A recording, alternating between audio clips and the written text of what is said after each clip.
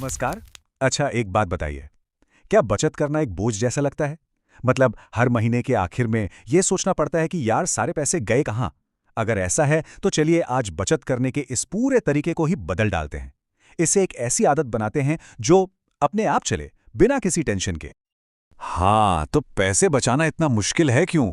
ये सवाल ना लगभग हर किसी के दिमाग में आता है। हम सब जानते हैं कि बचत करना कितना ज़रूरी है, पर फिर भी पता नहीं क्यों ये हो नहीं पाता। इरादे तो पक्के होते हैं, लेकिन आखिर में लक्ष्य पूरे नहीं होते।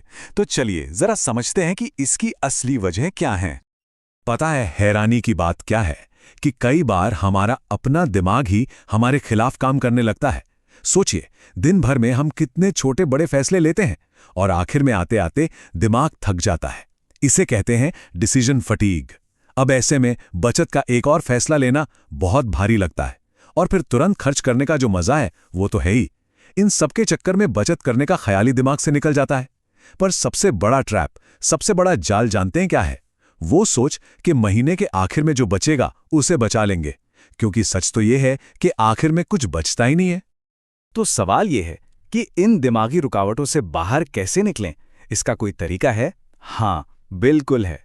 और अच्छी बात यह है कि इसका जो समाधान है वो बहुत ही सिंपल है, लेकिन उतना ही पावरफुल। और उसका नाम है ऑटोमेशन। ये विल पावर का खेल नहीं है, ये एक स्मार्ट सिस्टम बनाने का खेल है।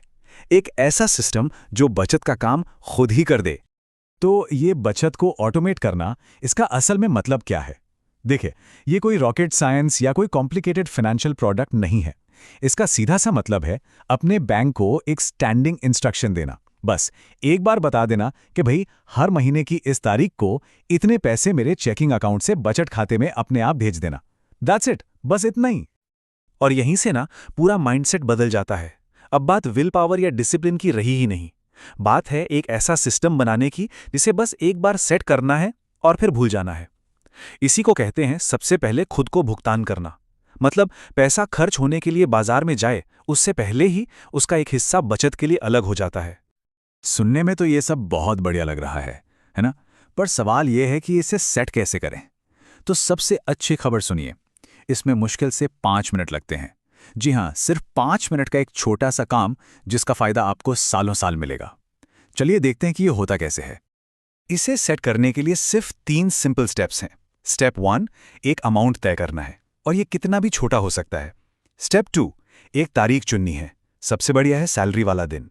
और स्टेप 3, अपने बैंक के ऐप या वेबसाइट में लॉगिन करके एक रिकरिंग या ऑटोमेटिक ट्रांसफर सेट कर देना है। बस काम हो गया। और हाँ, एक बात जरूर याद रखनी है, शुरू में अमाउंट से ज्यादा जरूरी है आदत बनाना। 500 रुपए से भी शुरुआत की जा सकती है, कोई दिक्कत नहीं। मेन गोल है उस ऑटोमेटिक आदत को बनाना। एक बार ये सिस्टम पटरी पर आ गया ना, फिर अमाउंट तो कभी भी बढ़ा सकते हैं। तो ठीक है, सिस्टम सेट हो गया।